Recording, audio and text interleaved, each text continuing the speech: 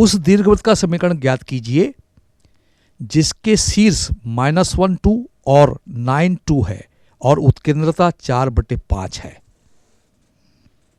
बच्चों, आपको मालूम है कि इस प्रश्न नंबर 2 में दीर्घवृत्त के शीर्ष दिए हुए हैं। एक शीर्ष A है और वो है -1 2 और दूसरा शीर्ष है A', वो है 9 2। इसको गौर से देखें आप, तो x कोऑर्डिनेट अलग अलग हैं, x निर्देशांक अलग अलग है, लेकिन y निर्देशांक 2 और 2 है।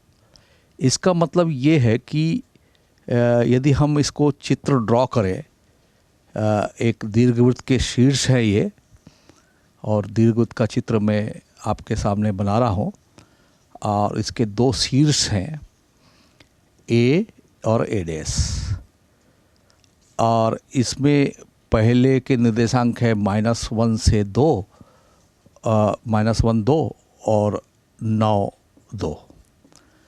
तो आप देखिए कि इसका y कोऑर्डिनेट यहाँ 2 है, ये भी y कोऑर्डिनेट है, वो भी 2 है, तो ये x अक्ष के पैरेलल हुआ।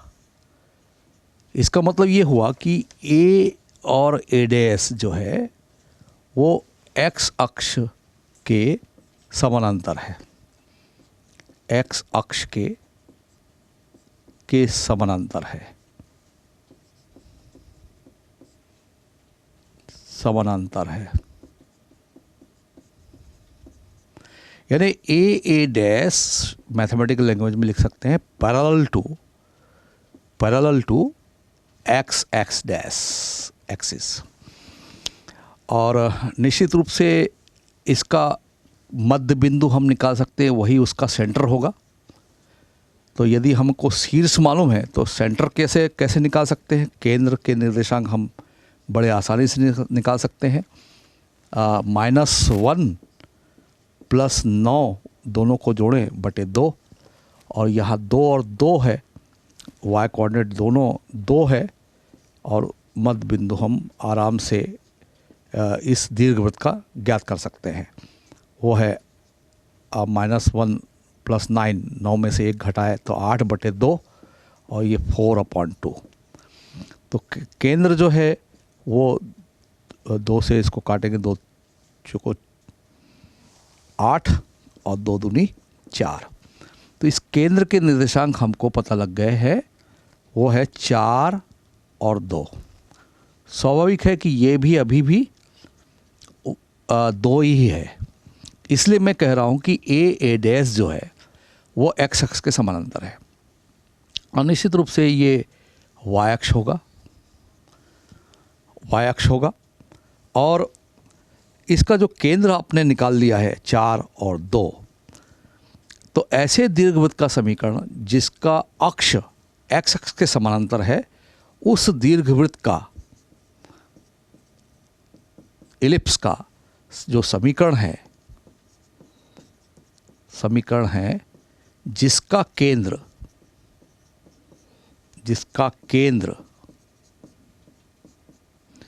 4 2 है। अभी आपने कैलकुलेट किया, A और A' का मध्य बिंदु उसका केंद्र है, तो उसका समीकरण होता है x - 4, x निर्देशांक को घटा देंगे, ² प्लस y में से y कोऑर्डिनेट को घटा देंगे, (b²) = 1। ये दीर्घवृत्त का समीकरण है।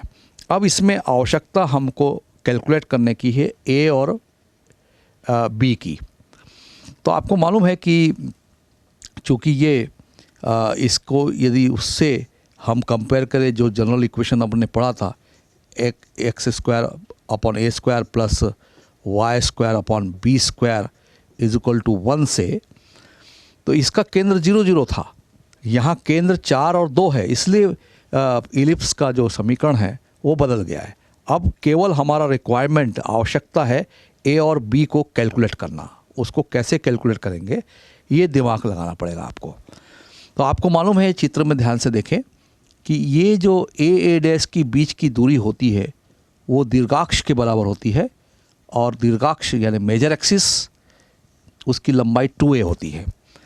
तो इसका मतलब ये हुआ कि a डैश यदि मैं कैलकुलेट कर लूँ तो मुझे दीर्घाक्ष की लंबाई का पता लग जाएगा। तो दो बिंदुओं के बीच की दूरी चित्र में देखें, 9 minus minus plus 1, 9 plus 1 whole square, यानी क्या किया मैंने, x2 माइनस x1, और y2 minus y1, y2 y1 दोनों समान कोऑर्डिनेट है, निर्देशांक है, तो 2 माइनस 2 होल स्क्वायर है। स्वाभाविक रूप से ये तो 9 में 1 जोड़ेंगे 10, 10 का स्क्वायर और ये 0, तो 10 का स्क्वायर 100 होता है, 100 का रूट 2 10, तो 2a इज इक्वल टू ये 10 आएगा, तो a की वैल्यू हमको मिल गई 10/2, यानी a कैलकुलेट हो गया, मिल गया हमको 5, 2 पंचे 10। तो a की वैल्यू हमने इस तरह से निकाली, यानी दीर्घाक्ष की लंबाई 2a से a डैश की दूरी से हमने a की वैल्यू कैलकुलेट की। अब जो है b की वैल्यू कैलकुलेट करना है, तो आपको यहाँ दिख रहा है कि x अक्ष के समानांतर है, तो यहाँ मेजर एक्सिस 2a बोल रहा हूँ मैं, तो निश्चित रूप से a ग्रेटर देन b है।